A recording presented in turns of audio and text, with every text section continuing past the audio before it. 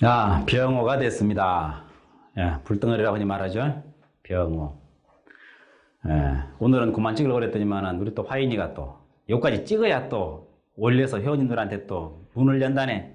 그래서 또 어거지로 이렇게 끌려 나왔습니다. 괜찮습니다. 어차피 해야 될 일이니까. 문제는 카메라맨이 이제 죽을 것 같습니다. 이거 찍고 나면. 자, 봅시다. 병화가 오화를 만났습니다. 뭐 완전자리 급제. 간단하네요. 빨리 끝날 것 같습니다. 고집불통, 지멋대로 남 말 안 듣고 이런 걸로 봐서 일지급제라고 보면 되겠네요. 다 됐네요. 네, 마치겠습니다. 지장간에 이게 오화가 문제입니다. 왜 오화는 지장간에 여러 가지가 있습니까? 병도 있고 기도 있고 정도 있고. 자, 정은 뭡니까? 뭐 그대로 번기니까 급제군요. 병은 비견. 비견도 있고 급제도 있는 특별한 경우가 되겠죠. 기토는 상관이군요. 이것이 바로 문제입니다. 오화 속에는 상관이 들어있다는 거. 그냥 단순하게 비견급제만 있는 게 아니라 상관도 있다는 거. 이건 어떻게 작용을 하겠습니까? 사실은 강의를 보시기 전에 먼저 좀 생각을 해보고 보셔야 될 겁니다. 이제 이쯤 왔으니까 간목, 을목 다 끝났으면은 대략 어떤 식으로 이게 전개가 되는지, 뭐 어떤 생각으로 공부하면 되는지 정도는 파악이 되셨겠죠. 그러면은 이제는 미리 병호가 이제 나올 거니까 병호는 아마 이렇게 설명이 될 것 같고, 아니면 내 자신이 설명한다면 이렇게 할 것 같다. 이렇게 조금 메모를 좀 해 놓으시고 30분이나 1시간이든 준비한 다음에 비로소 강의를 보시면 내가 생각한 것과 같으면 신나서 좋고, 많이 빗나갔으면 정리하고 새로 배우면 좋은 거니까 이나저나 손해볼 게 없는 장사가 아닌가, 이래 생각이 됩니다. 그러니까 반드시 이제부터는 앞으로 남은 나머지 분량에 대해서는 미리 사전에 병호를 분석해보고 좌우에 천간이 왔을 때 어떤 일이 생길 것인가, 어떻게 될 것인가, 어떤 장단점이 있겠는가, 이런 걸 쫙 분석해서 노트 A4 한 장 딱 채워보시고 나서 이제 강의를 보시면서 혹 내가 미처 몰랐던 것이 있다면 알려주시기도 하고, 그러가면서 공부하는 것이 잘하는 것이다, 이렇게 생각할 수가 있겠습니다. 공부라는 것이 뭡니까? 첫째, 공부는 배워야죠. 배웁니다. 배울 학자. 뭘 배웁니까? 글을 배워야죠. 첫째는 글을 배워서 연구하고 궁리해서 그 글 속에 들어있는 뜻을 파악을 해야 됩니다. 그러니까 이것을 학문이라고 하죠. 다 되셨습니까, 공부가? 어찌 보면 지금도 여러분들은 학문을 하고 있는 과정입니다. 글도 배우고 영상도 배우고 귀로도 배우는 거죠. 이것을 시청각 학문이겠죠. 이렇게 공부를 하시는 겁니다. 그러고 나서 다 되셨습니까? 다 됐으면 이제 팔러 갑니까? 배웠으니까? 안 되죠. 먹은 다음에는 반드시 거쳐야 될 과정이 있습니다. 소화의 과정이죠. 그럼 이것은 먹는다. 먹는 과정이고, 소화 과정. 소화 과정은 뭡니까? 학문을 배운 것을 익혀야 되겠죠. 익혀야 됩니다. 맞나? 여기 있으면 안 되지. 간체를 써버렸다니까 이게 그런 습관이 되어버렸습니다. 하여튼 먹는 학문하고 나서 소화시키는 학습을 해야 됩니다. 학습은 자꾸 연습해야 됩니다. 학습의 좋은 방법은 연습이죠. 이렇게 해서 소화를 시키고 익히고 이해하고 정리가 되면 비로소 소화가 된 것입니다. 소화가 되면은 이제 써먹으면 되죠. 소화됐으니까. 근데 어느 정도 소화하고 나면은 다시 또 의문이 생깁니다. 의문이 생기면 어떡합니까? 의문이 생기면은 물어야지. 누구한테? 스승한테 물어야지.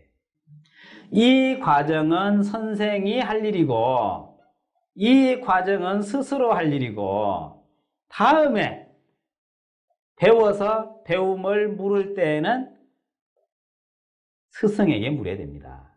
선생과 스승의 차이 아시겠습니까? 이때는 글쎄요, 발전이라고 봐야 되겠죠. 발전은 에너지화된 것입니다.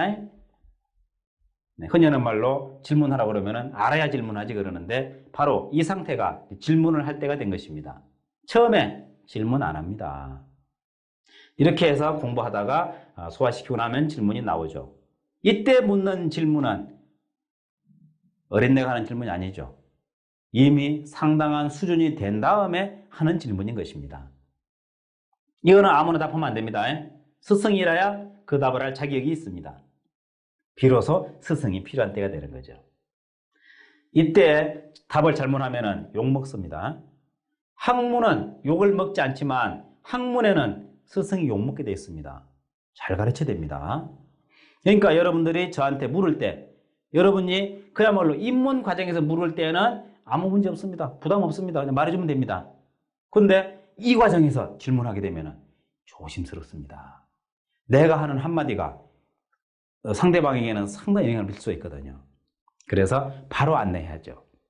이것이 바로 이 공부하는 단계인데 이 단계 되면 또 다시 또 아마 가야 될 겁니다. 부단한 반복.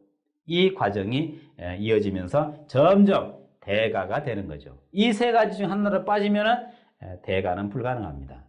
이것이 돼야만 비로소 큰 집 짓고 큰 소리 치고 사는 대가라고 하죠. 어떤 배움에 대해서 질문했을 때 그 스승이 정확한 답을 주면은 껑충껑충 뛰어오릅니다. 그 뭐랄까 도미노 있죠. 도미노가 하나 딱 떨어지면은 짜르륵 나가듣기. 질문도 그렇습니다. 질문 하나 탁 던지고 선생님 답이 탁 나오죠.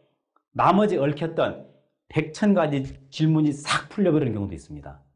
이거야말로 멋진 답변이죠. 아마 이런 답변하는 사람을 일러서 우리는 선지식이라고 말합니다.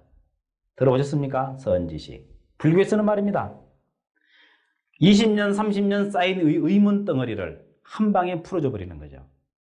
여러분들 열심히 공부하셔가지고 이런 선지식이 되셨으면 좋겠습니다. 저는 선지식 못 됩니다. 한 가지 질문에 한 가지 답밖에 못 주기 때문입니다. 선지식은 직관으로 줘야 됩니다. 인성이죠. 식신은 그러한 답을 주기가 아마 어려울 겁니다. 전 기대하지 않습니다. 다만 한 가지나마 제대로 알려줘야 됩니다.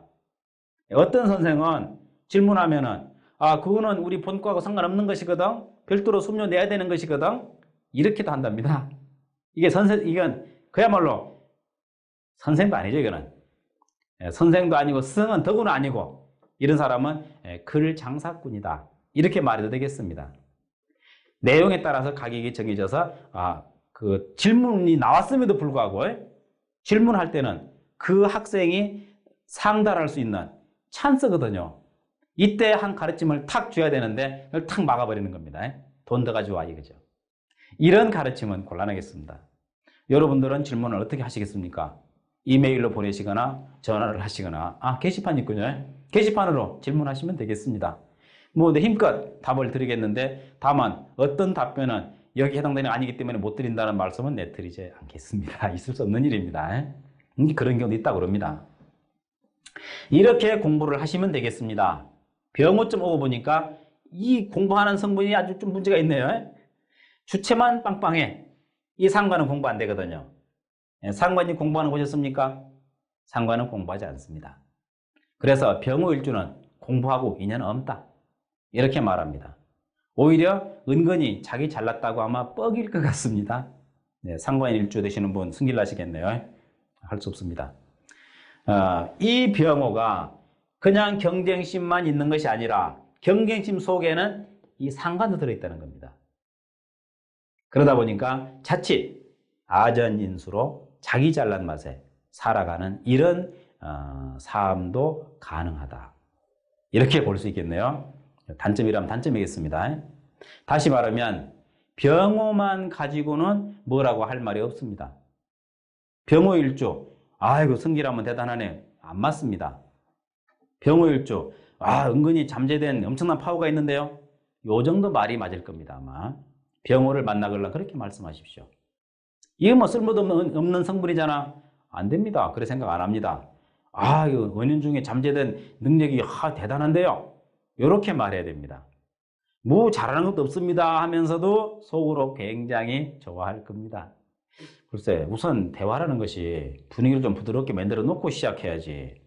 그러기 위해서는 상대방 좀 내놓고 싶은, 상대방이 좀 자랑하고 싶은 그런 부분을 알아서 좀 건드려 주십시오. 툭툭 쳐주면은 다 나오게 되어 있습니다.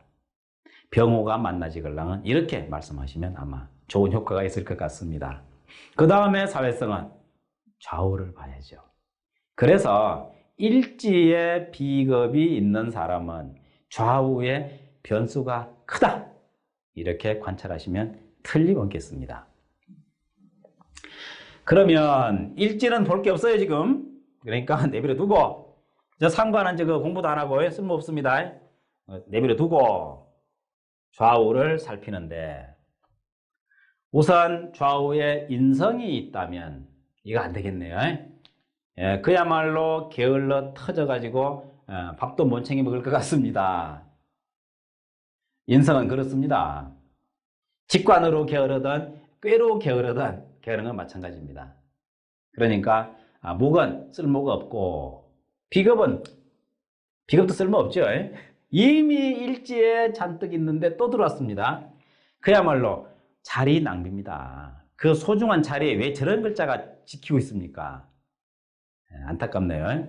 저런 글자는 쓰레기 차에다가 꽁꽁 묶어 실어가지고 저기 매립지에다가 갖다 집어넣으면 좋겠는데 마음대로 안 되죠. 그래서 부득이 다음 단계로 넘어가야 됩니다. 이래서 나온 논리가 뭡니까? 알고 계십니까?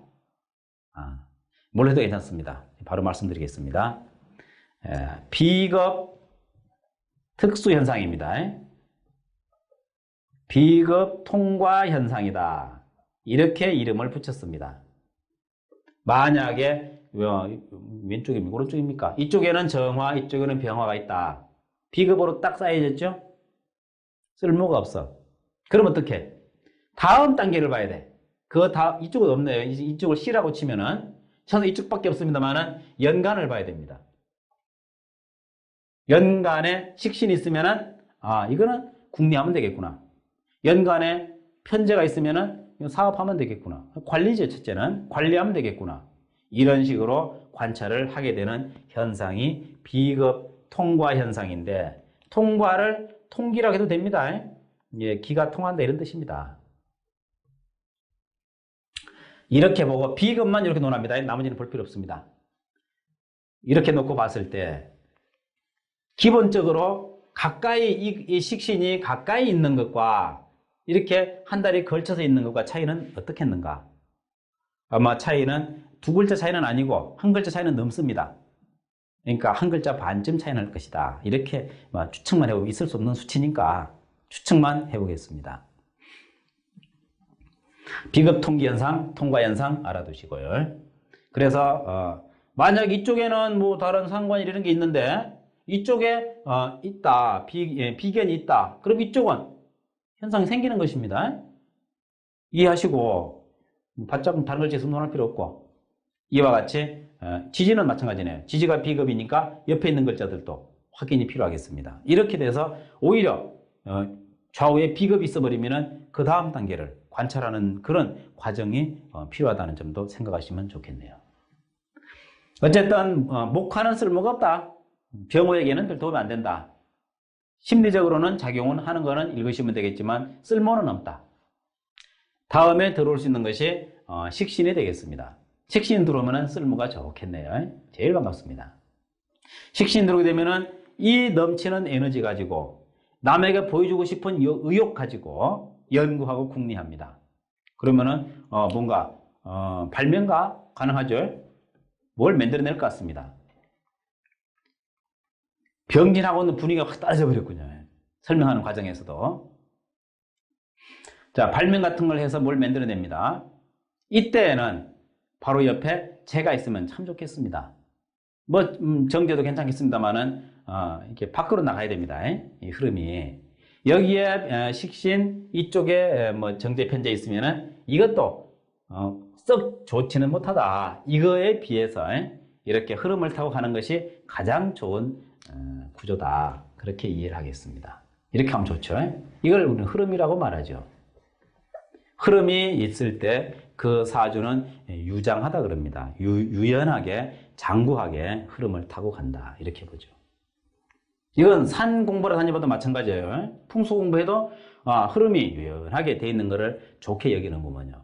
그래서 세상 이치나 학문 이치나 결과는 똑같은 게 아닌가 이런 생각도 해보게 됩니다. 그런데 재가 없다. 식신만 딱 있다. 그렇게 되면은 정말로 못 말리는 자기 잘난 사람이 될 것입니다.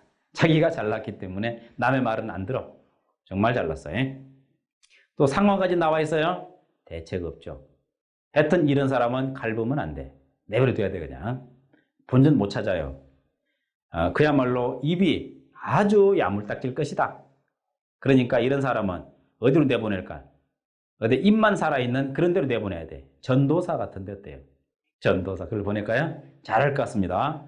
이 사람한테 걸리면은 무언 수가 있더라도 우리 교회에 나와야 돼. 안 나오면은 쫓아가다 시끄러워져. 이런 사람들. 어디 뭐 지하철이나 어디 버스 승강장 옆에서 도를 전파한다고 하는 사람들. 이런 성분 있는 사람이 역할을 하게 된다면 아마 최선을 다해서 뛸 것 같네요. 이것도 하나의 재능이죠. 그 자체를 탓할 수는 없습니다. 뭐 마음이 없는데 귀찮게 한다든지 이건 그 다음 문제고 기본적으로 자기가 타고난 것에 대해서는 그렇게 활용하고 살아가는 거라고 봐서 무리가 없겠네요. 식신, 상관 어쨌든 뭔가 남한테 보여줘서라도 자기 재능을 써먹을 것 같습니다. 상관 중요하죠. 상관 옆에도 재가 있어야 됩니다. 정제든 편제든 있으면은 그 있는 걸 가지고서 뭔가 마무리를 지을 수 있기 때문입니다. 식상은 재를 반드시 봐야 된다. 용신하고 상관없이 그래야 뭘 하든지 마무리를 짓는다. 재가 없어버리면은 일만 늘어버리고 끝을 못 내. 용두삼이라는 말이 있죠. 용두삼이. 해당되는 말입니까? 용두삼이가? 용두삼이는 끝을 낸다는 말이에요. 못 낸다는 말이에요. 대가리는 용이요. 꽁지는 비암이니까 끝은 난 거죠. 마무리 지은 겁니다. 용두삼이는 그래 괜찮다는 얘기예요. 진짜 안 좋은 거는 유시무종이라는 것입니다. 이거는 시작만 열고 끝을 못 내. 끝이 없어. 이게 큰일이죠. 귀신이 유시무종이죠. 대가리는 보이는데 처녀인데 머리 긴데 발이 없어. 예, 농담입니다. 안 우습죠? 유시무종이 되면은 애써서 만드는 것이 결과가 없습니다. 결과가 없다는 얘기는 못 먹고 산다는 얘기죠. 그러니까 병진일주처럼 이렇게 병호가 식상만 있는 경우도 곤란하다. 이런 점을 생각하시면 큰 무리가 없겠습니다. 그런데 재가 있을 때는 어떠냐? 재도 쓰긴 써야죠. 편재. 편재가 있으면은 얼마나 급하겠습니까? 그렇잖아도 병호가 재까지 있으면은 엄청나게 급하겠습니다. 이런 사람은 숭늉 달라고 하죠. 하고 남습니다. 더 빠른 사람이 뭡니까? 콩 튀겨 먹는 사람이 더 빠르죠. 번갯불에 콩을 튀겨 먹을 때 얼마나 빠르겠습니까? 정말 동작 빠릅니다. 그 정도입니다. 이런 사람이 뭘 할 수 있겠어요? 아무것도 못합니다. 이 세상은 그렇게 돼 있지 않거든요. 그래서 그냥 사람 관리나 하고 뭐 사물 관리, 관리 정도로서 하긴 하겠는데 관리하는 능력은 뛰어나는데 너무 급한 것이 단점이 되겠습니다.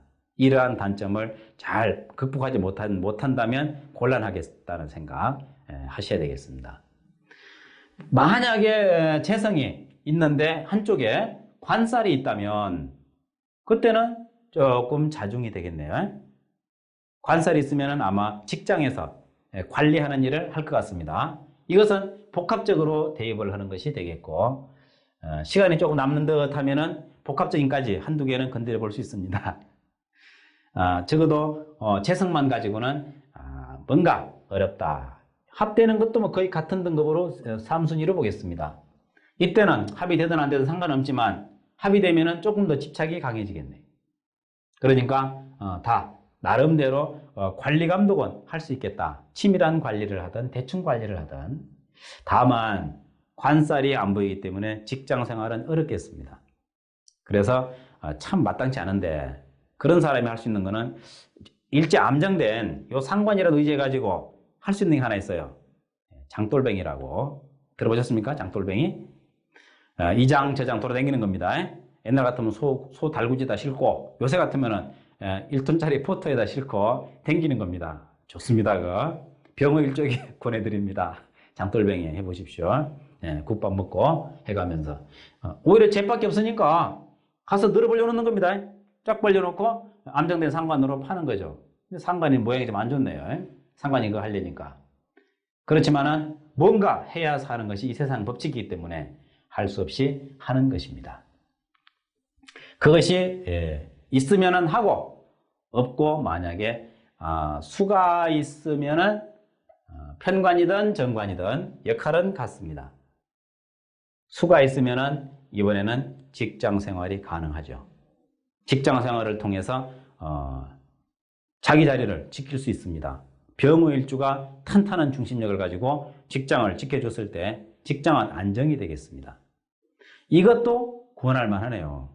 다만 이 비급 속에 들은 상관이 만약에 상사가 자기를 몰라준다면, 애를 썼음에도 불구하고 몰라준다면 반발심을 가질 겁니다.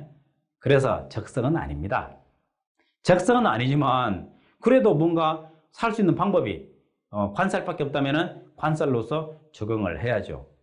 그러는 과정에서 저 개수가 있으면 합리적인 부분이기 때문에 뭐 직장생활, 공무원하고 임수가 있어버리면은 그냥 극복하는 능력을 가지고서 뭐 뭔가 참을 수 있는 일 할 수 있겠습니다. 글쎄 뭐 단체에서 뛸 수 있는 운동을 할 수도 있을 것 같기도 하고 적어도 이만큼 차이가 납니다. 보십시오. 병진이 쓸 수 있는 것은 뭐가 있었습니까? 없었죠? jet밖에. 근데 병호가 되니까 이렇게 쓸모가 많아집니다. 이런 차이도 연구하시면서 관찰해 보신다면 상당히 의외로 다양한 경우를 전개 확대해 가지고 이해할 수 있는 그런 과정이 될 법하네요. 이러한 식으로 병호를 대략 살펴보게 됩니다. 본인이 병호라고 한다면 우선 일지 들여다보지 마십시오. 일지상관 무시하고 좌우를 잘 살펴야 되겠습니다. 일지 좌우도 포함됩니다.